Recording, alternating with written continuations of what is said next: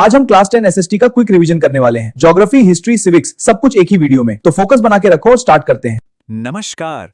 Board exams बिल्कुल पास आ गए हैं और तैयारी का प्रेशर तो होगा ही, है ना? लेकिन फिक्र की कोई बात नहीं। चलिए अगले कुछ मिनटों में सोशल साइंस के कुछ सबसे जरूरी टॉपिक्स को फटाफट रिवाइज करते हैं ताकि एग्जाम की तैयारी एकदम पक्की हो जाए। तो इस क्विक रिवीजन में हम 3 मेन एरियाज पर फोकस करेंगे। पहला, हमारे संसाधन। दूसरा, भारत के वन और वन्य जीव। और तीसरा, सत्ता की साझेदारी का लॉजिक क्या है। तो फिर शुरू किया जाए। पहला मॉड्यूल है हमारे संसाधन। देखिए, ये ज्योग्राफी का एक बहुत ही फंडामेंटल चैप्टर है और इससे सवाल तो बनते ही बनते हैं।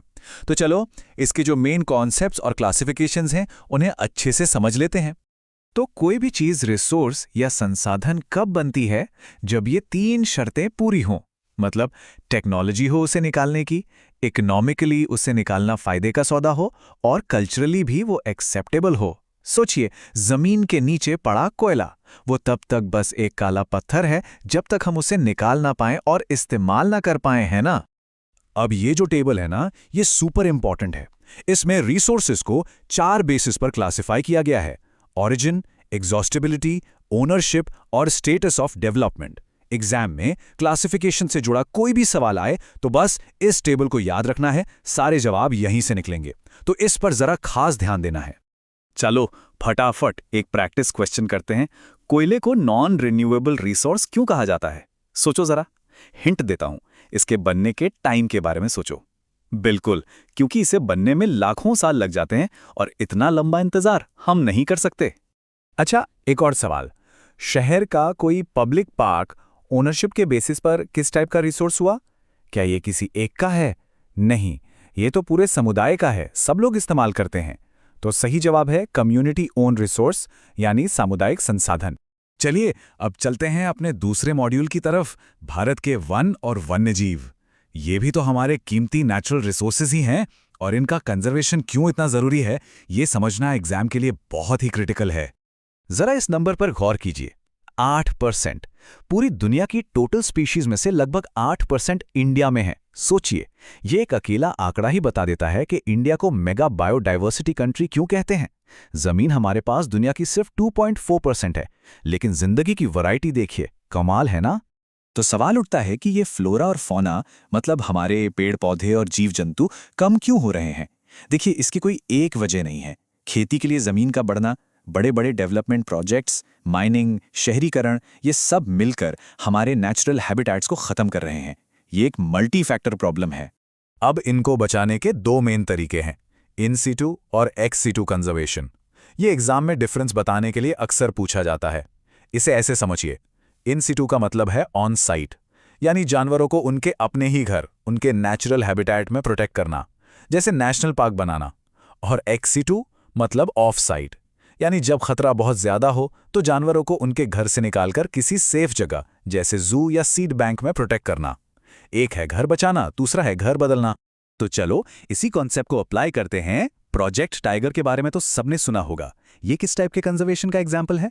सोचिए, इसमें टाइगर्स को उनके नेचुरल फॉरेस्ट हैबिटेट्स में ही प्रोटेक्ट किया जा रहा है ना? तो ये हुआ इन सीटू कंजर्वेशन का एक परफेक्ट एग्जाम्पल। एक और टिपिकल एग्जाम क्वेश्चन, भारत में जंगलों के खत्म होने के पीछे कोई 2 बड़ी इंसानी वजहें बतानी हैं। याद है वो लिस्ट हमने देखी थी? उसमें से कोई भी 2 लिख सकते हैं, जैसे खेती के लिए जंगलों की कटाई या फिर माइनिंग। दोनों ही सही जवाब हैं। और अब आते हैं हम अपने फाइनल मॉड्यूल पर। यह सिविक्स का एक बहुत ही मजेदार और जरूरी टॉपिक है, पावर शेयरिंग। आखिर किसी भी डेमोक्रेसी के लिए पावर को शेयर करना इतना जरूरी क्यों होता है? चलिए समझते हैं। इस कॉन्सेप्ट को समझने का सबसे अच्छा तरीका है 2 देशों की कहानी देखना, बेल्जियम और श्रीलंका। दोनों डेमोक्रेसीज, लेकिन दोनों ने बिल्कुल अलग रास्ता अपनाया। बेल्जियम ने अकोमोडेशन का रास्ता चुना, मतलब सबको साथ लेकर चले। नतीजा, देश में शांति और एकता बनी रही। वहीं दूसरी तरफ श्रीलंका ने मेजॉरिटेरियनिज्म का रास्ता अपनाया, यानी मेजॉरिटी की ही चलेगी। और इसका नतीजा क्या हुआ? देश सिविल वॉर में फंस गया। तो बेल्जियम ने आखिर ऐसा क्या किया? उन्होंने एक बहुत ही स्मार्ट मॉडल बनाया। देखिए उन्होंने क्या क्या किया। सेंट्रल गवर्नमेंट में डच और फ्रेंच मिनिस्टर्स की संख्या बराबर कर दी, स्टेट गवर्नमेंट्स को ज्यादा पावर दी, कैपिटल सिटी ब्रसल्स के लिए एक अलग सरकार बनाई, वहां भी सबको बराबर का हक दिया। और तो और एक तीसरी तरह की कम्युनिटी गवर्नमेंट भी बना दी। इन सब का एक ही मकसद था, देश में कोई भी ये महसूस ना करे कि उसकी बात नहीं सुनी जा रही। तो इन दोनों कहानियों का निचोड़ क्या है? निचोड़ यह है कि पावर शेयर करने से देश असल में और ज्यादा मजबूत होता है। जब हर ग्रुप को लगता है कि सिस्टम में उनकी भी हिस्सेदारी है, तो देश टूटता नहीं बल्कि जुड़ता है। चलिए, एक और जरूरी सवाल, ये मेजॉरिटेरियनिज्म या बहुसंख्यकवाद आखिर है क्या? इसका सीधा सा मतलब है ये सोचना कि देश पर सिर्फ मेजॉरिटी कम्युनिटी का हक है और वो अपनी मर्जी से शासन कर सकती है, भले ही इससे माइनॉरिटी के हितों को नुकसान पहुंचे। और इसके बुरे नतीजों का सबसे बड़ा एग्जाम्पल कौन सा देश है? बिल्कुल सही, श्रीलंका। और आखिरी सवाल, बेल्जियम का पावर शेयरिंग मॉडल आखिर सक्सेसफुल क्यों माना जाता है? इसका जवाब बहुत सिंपल है, क्योंकि इस मॉडल की वजह से बेल्जियम ने देश को एक भयानक सिविल वॉर से बचा लिया। उन्होंने अपनी नेशनल यूनिटी को बनाए रखा, जो कि श्रीलंका के केस में नहीं हो पाया। और अब जाते जाते एक आखिरी सवाल, जो सिर्फ एग्जाम के लिए नहीं बल्कि सोचने के लिए है। ये जो हमने पावर शेयरिंग और रिसोर्स कंजर्वेशन की बातें की, ये दोनों एक मजबूत और सस्टेनेबल देश बनाने के लिए कैसे जुड़ी हुई हैं? सोचिए इस बारे में। एक कामयाब देश वही होता है जो अपने लोगों का भी ख्याल रखे और अपने नेचुरल रिसोर्सेज का भी। दोनों का सम्मान जरूरी है। चलिए, इसी सोच के साथ इस रिवीजन को खत्म करते हैं। आने वाले एग्जाम्स के लिए ऑल द बेस्ट।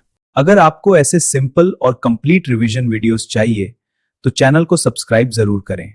इस वीडियो को सेव करें और अपने दोस्तों के साथ शेयर करें। मिलते हैं नेक्स्ट रिवीजन सेशन में।